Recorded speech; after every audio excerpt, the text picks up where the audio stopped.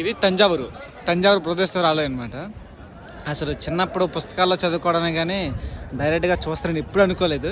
కానీ అవకాశం అసలు వచ్చింది. శ్రీరంగం, ఈ బృహదేశ్వర ఆలయం, మధురై, కన్యాకుమారి, రామేశ్వరం ఇన్ని ఒకటి చిన్నప్పుడు పుస్తకాల్లో చదువుకునే కానీ రియల్గా ఎక్స్పీరియన్స్ చేస్తున్నాను అనుకోలేదు.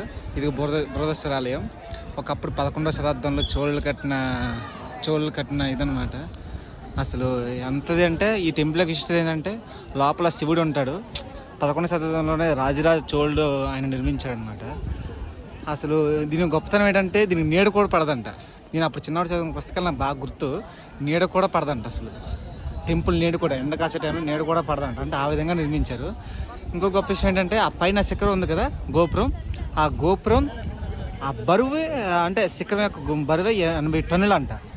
అలాంటి 80 టన్నుల బరువు ఉన్న దాన్ని ఆ రోజుల్లో ఏ క్రేన్లు లేకుండా, ఏ క్రేన్ సహాయం లేకుండా అసలు అంత ఎత్తు 216 అడుగులు ఎత్తులో నిర్మించారంటే నిజంగా గ్రేట్ కదా. అప్పట్లో అసలు ఏ క్రేన్లు లేవు, ఏ హైడ్రాలిక్ క్రేన్లు లేవు, ఏ లిఫ్టర్లు లేవు, ఏమీ లేకుండా అంత ఎత్తు తీసుకెళ్ళి దానికోసం దాన్ని ఎలా నిర్మించారంటే 8 కిలోమీటర్స్ ఒక స్లాంట్గా ఒక రోప్ వేసి దాని నుంచి 8 కిలోమీటర్ నుంచి ఏనుగులతో బడ్డులతో లాగించి అక్కడ చివరికి చేర్చారండి. రాజరాజేంద్ర చోళులు నిర్మించారంట అప్పట్లో 11వ శతాబ్దం. అంటే నియర్లీ ఇప్పటికి మనం 21వ శతాబ్దంలో ఉన్నాము.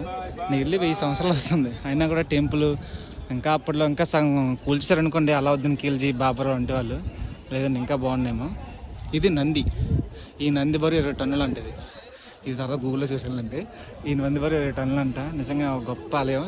రియల్గా అసలు పుస్తకాల్లో చదువుకోవడానికి రియల్ ఎక్స్పీరియన్స్ చేస్తున్నాను అనుకో.